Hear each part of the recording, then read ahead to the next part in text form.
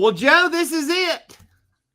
This is it. This is our third anniversary. That was a really cool collage that Adam, our producer, put together for us, Eddie. Yeah, it is. It is. Joe, I want to talk first about kind of what our vision was, what our mission when we started this NoteSchool TV, and it's clearly has morphed. And we're going to kind of go down memory lane today and talk about some of the crazy things that we had happen. Because Joe, when we started this show, we had never heard of COVID-19, right? There's a lot of things that we had no idea about that was going to change the face of how people watched a show or what they were looking for. And so I tell you, Joe, I'm going to start out by saying I remember us having collaborative conversations about this show and the theme of it and what we want to do. And our theme is we're going to show you how to close more deals. Yep. Right. What has morphed, though, Joe, is we've become a pretty significant news source for people, right? This is my 43rd year in the business. That's right. It's your whatever, Joe. 33rd. Yeah. Whatever. Like we both got, between the two of us, we got a lot of history in the space. Yeah. And what we really realized was people needed information. Yes. They needed data. They needed things to help them make decisions. And so we spend a lot of time and energy scraping data. We have 4 or 5 people on our team that regularly scrape data. You're sort of the gatherer of the information. And Joe, I know I sent you 4 articles yesterday. Yep. Right? Yep.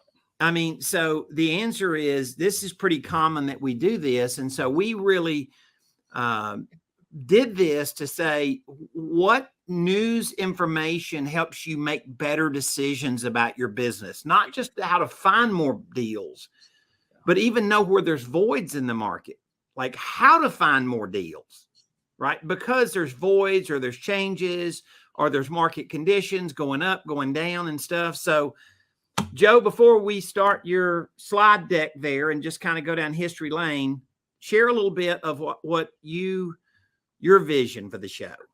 Well, Eddie, it was the same thing, right? And you and I we've spent a lot of time talking about all this, but it has been amazing since we started that, well, for instance, Note Expo over the last 2 or 3 years since we've started the show.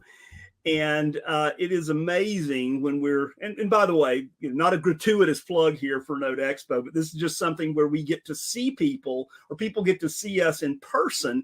And I'm at the front desk helping register folks with the rest of the team. And Joe, how you doing? I see you on NoteSchool TV every week. And that type of things. And these are folks that, haven't been to a 3-day class or they haven't been to a master class. And it is, to me, that's really cool. It's really heartwarming to see that audience come in there and talk, and for them to thank us for what we bring them every week as far as the content and the guests and the people that are out there that are, NoteSchool people and industry experts. They say, thank you for bringing those folks on. It's an inspiration. It moves me forward. It gives me something to look forward to every week, and it keeps me in the know. And that's what that was our goal, right? Well, it's a tool of communications that we haven't always had in the industry, and we feel like we're a little bit of the keeper of the gate of specifically the discount note business, in being able to put a lot of information out there. So, Joe, why don't you show us some slides here? And let's talk about what things look like when we started, and then we'll progress to obviously where we are now. So that's for sure. So what I did is I went through, and of course I've got all of the, all the news slides and all the monthly updates. They're all saved from back when we started. Yeah. And so we start out in October of 2020, Eddie, and it was 3 years ago. I think this is our 157th episode. So this was the first slide, Eddie, that we used back on October 12th, 2020 from DS News and Urban Institute more than 1/3 of landlords have not received 100% of rent payments during December. Or I'm sorry, during September, right? Well, and once again, so here we are, like looking back and the virus and all the things. And we saw there was a lot that we were saying that was really identifying stress in the market. By the way, what was really interesting, Joe, is some of these things have come home to roost literally now. Yes. They were happening then, but the market kind of rolled over that a little bit. Apartments, there are so many multifamily deals for sure. There are so many multifamily deals that are now in receivership and things like that. And it was a result of some of this That's exactly that started it. So it was a big deal. And, it seemed normal to us. We started talking about scarce lending, providing seller financing. And that was because as you've watched this crazy mortgage credit availability thing, right, Joe? That's it. And, so we talked about how seller financing fills the gap. Today, now 3 years later, we have more people associated with us that are seller financing rentals than I've ever seen since I started Note School, and that was around 2000. Yeah, and Eddie, this has been the theme, this particular slide. We have used this slide over the past 3 years than any other slide we've ever produced, right? Yeah, no, and it's the story. But once again, we went through this whole cycle of super cheap money, and people thought, well, who in the world would seller finance? Well, the answer is the mortgage industry left half the people behind that could have gotten a mortgage before the virus. And so, Eddie, we started following this back in 2020, which is the Mortgage Credit Availability Index, which we get directly from the Mortgage Bankers Association. And Eddie, this up here at the top of this, well, that was about 185 back in November of 2019. And then by October of 2020, we see where it is. Yeah. Move your little, there you go. And now we can see it better. By the way, guys, we're at 95 today. Yes, we are. It crashed and it's never come back. Mm-hmm. It's dotted up and down, but it's never come back. And so understand whether money has been cheap, which it really was. Well, it was. Here we are, right? Wow. Yeah. 15-year fixed at 2.68, 30-year fixed at 3.2, and a 5/1 ARM was 3.12. So there you go. Money was cheap, Eddie. Boy, the ARM was more expensive than the 15-year fix. Yeah. What do you got to say about that? Nobody knew, right? Nobody knew. Nobody knew. And then, as we look forward, and then of course, and Eddie, this is in October of 2022. And look here. So pending for MarketWatch, pending home sales fall for a third straight month as buyers struggle to gain traction. And then again, way back then, there was a shortage of houses, Eddie. Yeah, this crazy thing that really morphed in the market. Really what happened was, I think people froze up after the virus, and so they didn't put their house up for sale. Yeah, houses then became so expensive. People said we got nothing to trade for. Right. And so we saw this kind of crazy market condition, and we've monitored this all the way through. Yeah. This is pretty interesting too, Eddie. So this was fall of 2020, right? How landlords are impacted by the pandemic.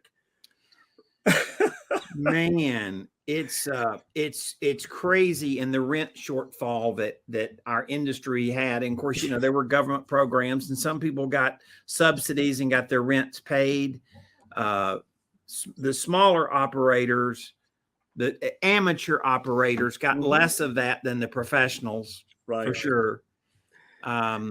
but this really, these were like nobody, like, listen, we had a market information podcast TV show, online TV show in the middle of something that had never happened before. Never happened.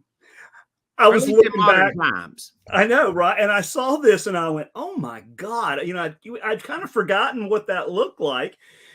And then so let's fast forward a bit and let's go to October, right, of 2022. And here was this is one of my favorite slides. I remember pulling this. So this was from October of 2022. Where are all the affordable homes? And look at the dollar signs under that, or the rockets under that dollar sign there, right? Yeah, no kidding. Affordability was a thing. And Eddie, here's your mortgage credit. Now it bounced up. It did a dead cat bounce, right? So it bounced it went from 119 in 2020. It bounced up just a little bit, but that was it. It was just kind of boom and down from there. Yeah, everybody was kind of predicting like, oh, this little credit tightening is over, and you know, we're popping back up and it's going to happen and stuff. And we were fairly good friends with a lot of mortgage bankers, and they're like, we don't see it. We don't see it loosening that much. And turned out they were right. Yeah. And so that's quite a little journey. And of course, you know, interest rates and stuff. Now, Joe, about this time, we started suggesting that this inflation thing was going to cause some ugly variables. And historically, when you have inflation, you have an increase in interest rates. Absolutely. And right? We're getting there. So we see that the interest rates by the fall of they were about the same as what they were, right? The 5/1 ARM had dropped below 3%, but yeah, and then we fall into this, and then we start going into this mode. And this was October 14th of 2021, Eddie. And there we go. You know, foreclosure starts surged in September. And remember this, we had the foreclosure moratorium, right? Yeah. And so they really didn't start, but Adam started reporting this, that, and you actually, Eddie, you called this back in, well, right as it started, right as COVID-19 started, the pandemic started. You said I don't know when, or I do know when, in the next couple of years, but this is going to be a big deal. Yeah, it's kind of funny. In our 3-day classes, people were begging us to teach them all about non-performing notes. And I said, I'm not going to teach you non-performing notes because right now you can't foreclose. Yeah. Right. That's it. So we started seeing these trades. We started seeing these non-performing loan trades.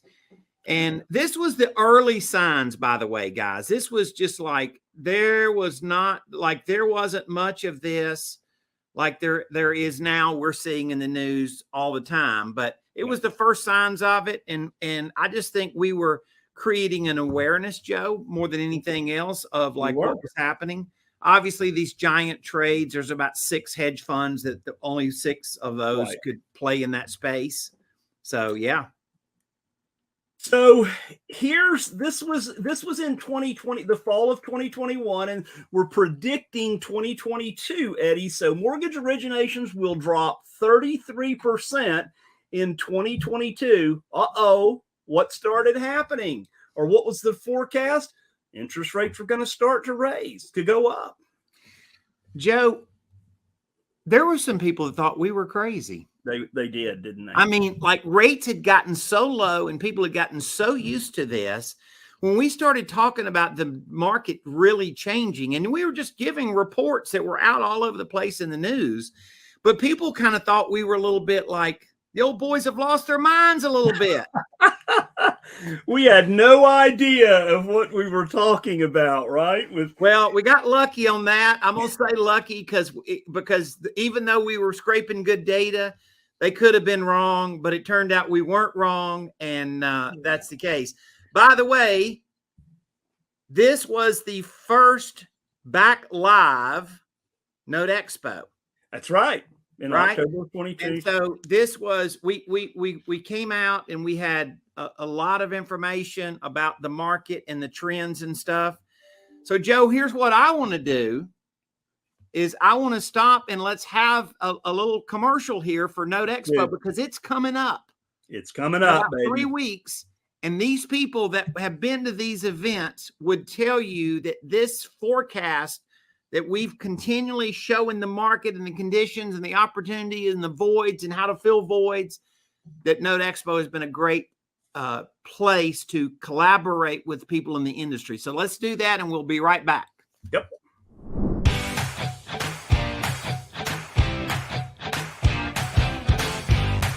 We are at Note Expo. It's amazing. Phenomenal. It's just fantastic.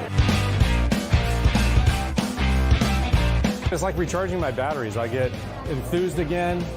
I meet a lot of other people in the business. I get a lot of ideas. Connections. I've made so many friends over the years of high-level investors, high-level business people. You get out here and see people who are doing things on a level you're not there yet. So that inspires me.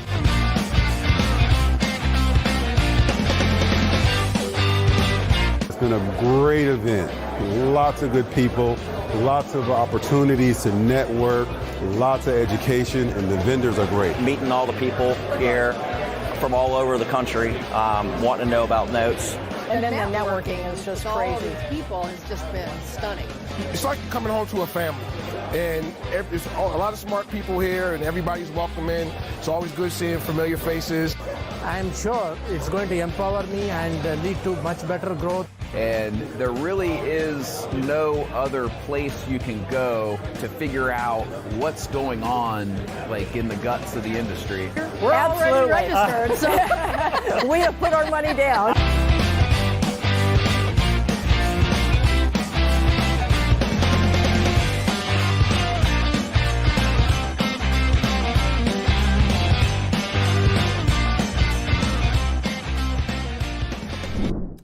All right.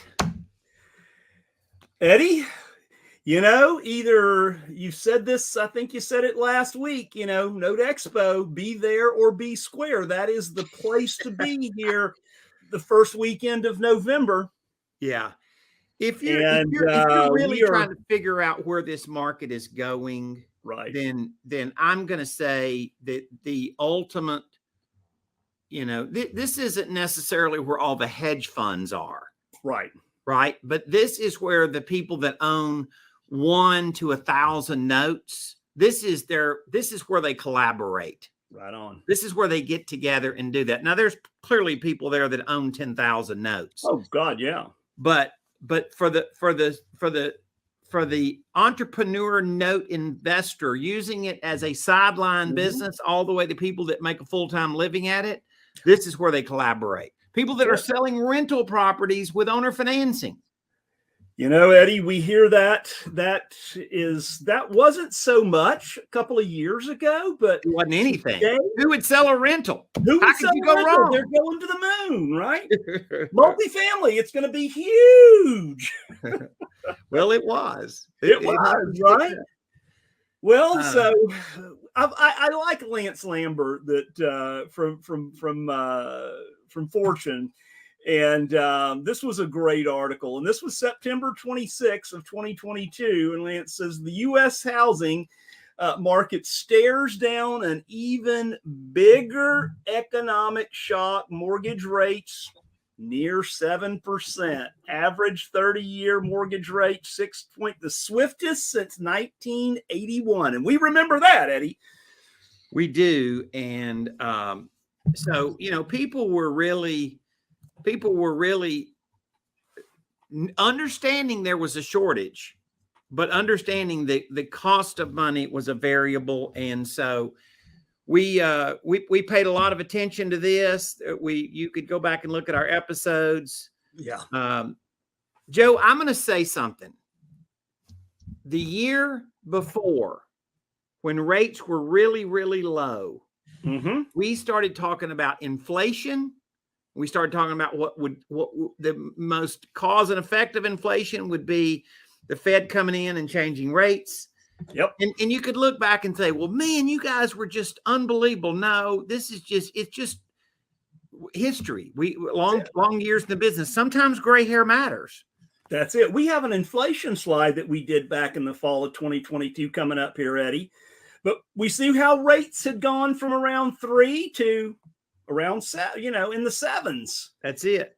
That's it. And then, wow, September of 2020, we were at 119. We bounced up to 125.6. And oh my goodness, now in September of 2022, we're at 102.5 as far as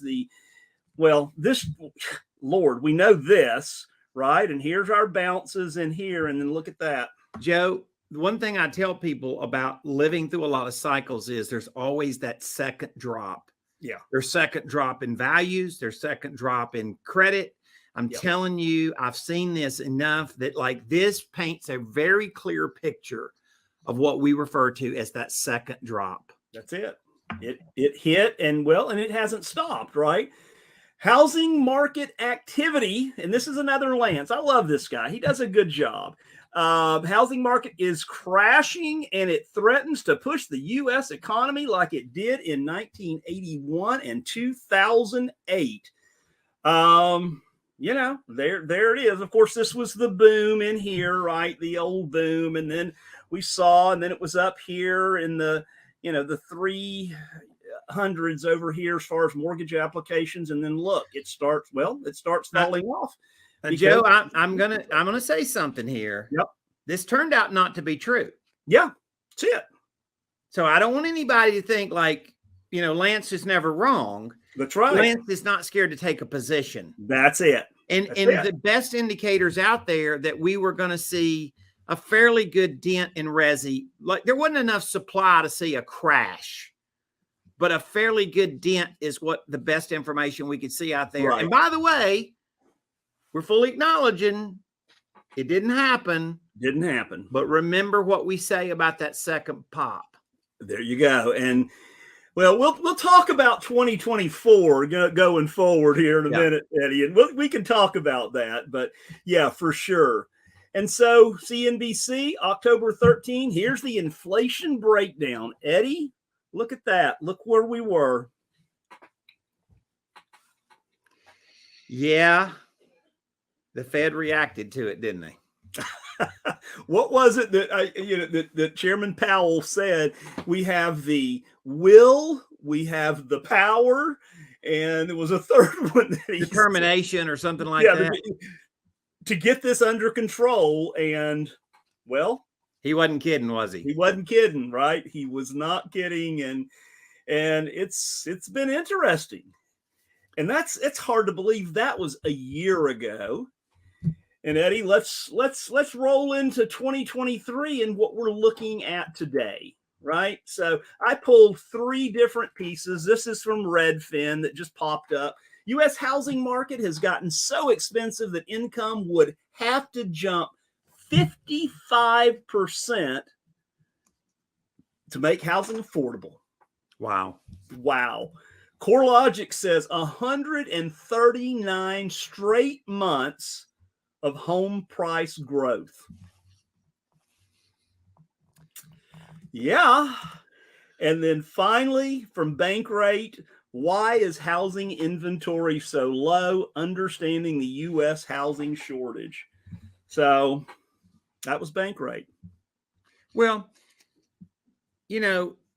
these are all circumstances in the market. And what what I want this show to always be about is dissecting those things. That's right. Why is this a truth? Mm-hmm.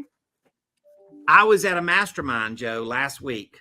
These are ninja real estate investors. These are all ninjas. I mean, from multifamily to storage to single family. I mean, these are all guys with significant operations. Right.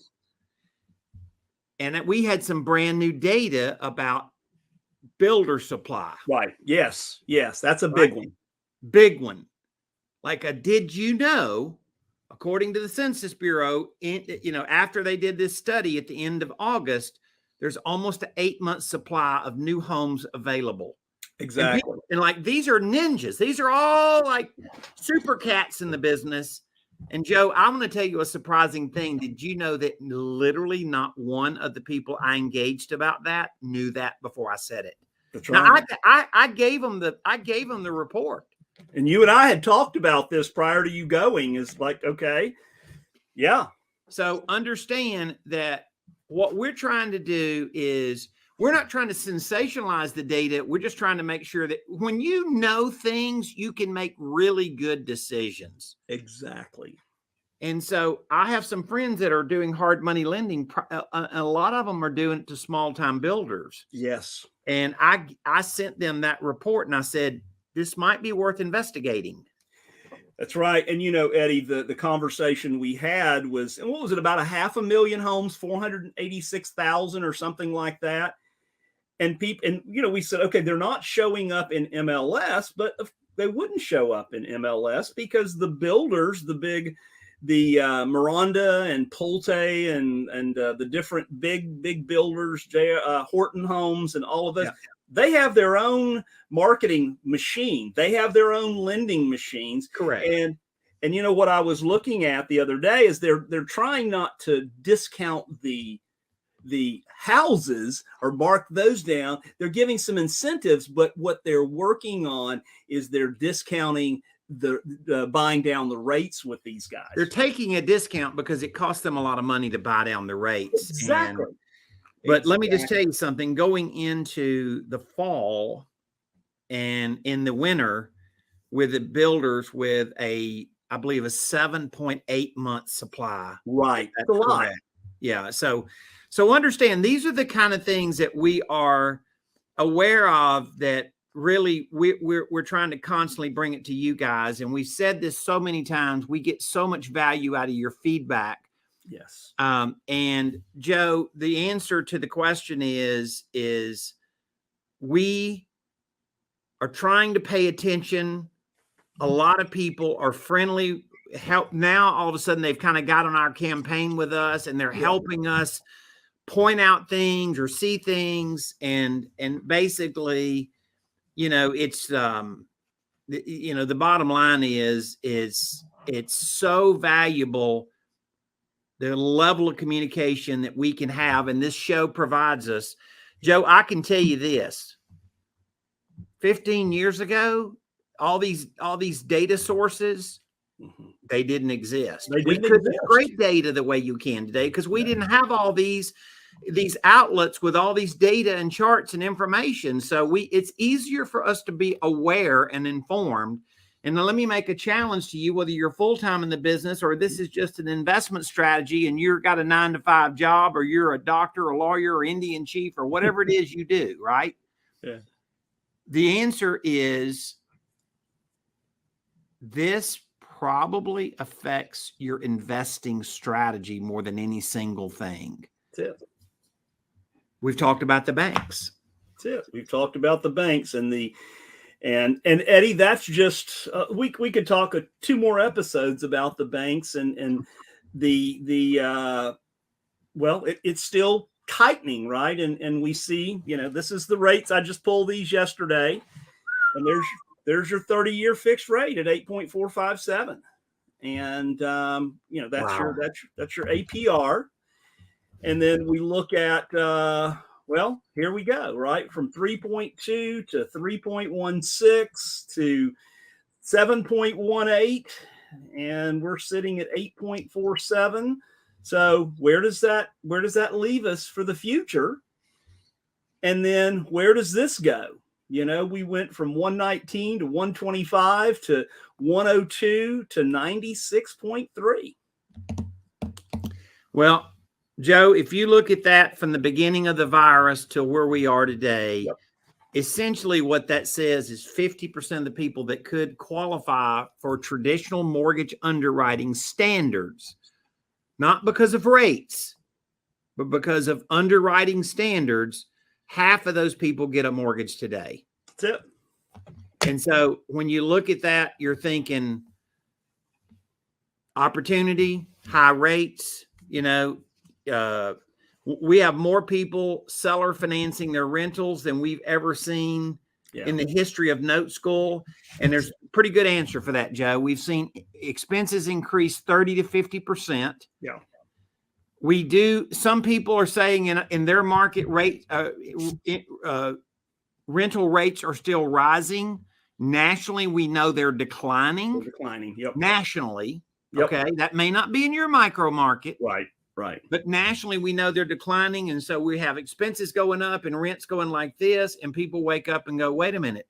If I just seller finance at mortgage rates are 8.5% interest, my mortgage payment that I can receive is $1,000 more than my rent. And I don't have any expenses on if I seller financed because I'm the bank. I don't have to pay taxes and insurance and maintenance.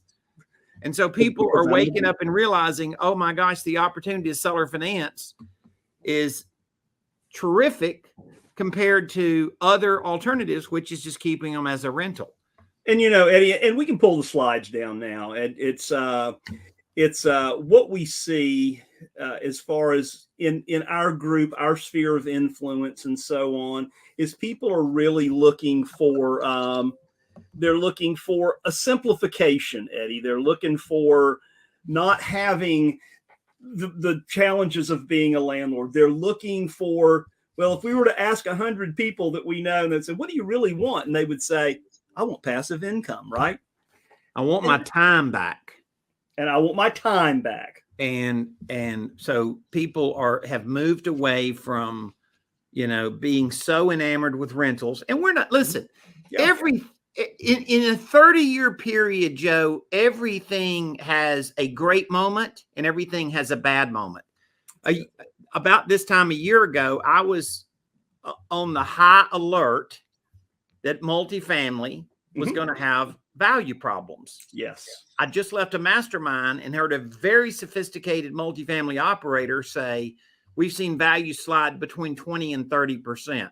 Yes. Now, when I said this a year ago, people were like, oh man, you don't need to be a Debbie Downer. I don't really know. I don't think that's true, man. And so so now all of a sudden look back, well, you know what? We were right. And we're looking at the future in commercial real estate in all asset classes. Yes. The risk, Joe, is that we have seen the effect of cost of credit. Right. What we haven't fully seen yet is a lack of credit. Who's going to make the loans? Who's going to make the loans? Because the guys that have been making loans are stepping back. They're not stepping forward. Yeah, they really are. And we see that. And I've seen so much stuff in the last few weeks about that exact thing. And it's banks continue to tighten. It's the exposure, right, to what could happen. And you and I both read the article that Bob Repass had sent us yesterday about the whole process of, you know, the way things have happened throughout COVID, and maybe credit was kind of blown out of proportion as being better than it really may be, right? So we've got some interesting things that are on the horizon. And well, look, I think there's very few news sources today that isn't calling for a fairly significant recession. Mm-hmm. Okay. Yeah. Now listen, guys, this is not to be taken in any kind of a negative way. No. This is to be taken in a way of awareness, and that we start pointing our direction towards being opportunistic, because when things go bad, somebody's going to make a lot of money. Right? Our friend Warren Buffett says that, doesn't he? Yeah. So understand that this is the point, right? This is our market tends to thrive in these kind of situations. And Joe and I've been through it with you guys for 3 years on this show. And we've talked about when things were great. We talked about when things weren't great. And we talked about what it's going to take. So here's our commitment to you guys. Yeah. Our commitment to you is we're going to continue to do what we're doing. We're going to provide meaningful data and information. We're going to scrape articles. We're not making up the news. We're simply reporting it. Mm-hmm. And we're going to go tell you, we're going to throw the ball down the middle and we're going to tell you where it's at. I think in the next 12 months, that we're probably going to see more changes in the market to the negative. Yeah. which is going to be opportunities for us. There's going to be more changes in the market in the last 12 months than we've seen since the show began. Yep, I concur 100%. We've gotta stay the course, right? Like HW used to say, and just keep doing what we do on a daily basis. And that is knowing that with all the turmoil, we can still see the lighthouse right there, right? We can see it flashing there, and we know where we're going, and that's a good thing in life. So, Eddie, it's been an amazing 3 years. Look forward to 33 more, right? That's it, guys. Thank you for your loyalty to us. We're gonna keep trying to produce the quality that we've always done in the past. And Joe, thank you. As the founder of Note School, I thank you for your commitment to what you provided to the audience. Yeah. And we're just going to keep doing what we've been doing. We're going to keep doing it. And Eddie, we're going to talk. Don't miss Note Expo, guys. We want to see you there. We want to meet you in person. So just a gratuitous plug there. So Eddie, thank you so much. And all of you, thanks for being loyal fans, loyal to us and watching every week. Comment on this episode. Let us know what you think of it. And guys, we'll see you next week. Same place, same time. Bye-bye, guys. Thank you.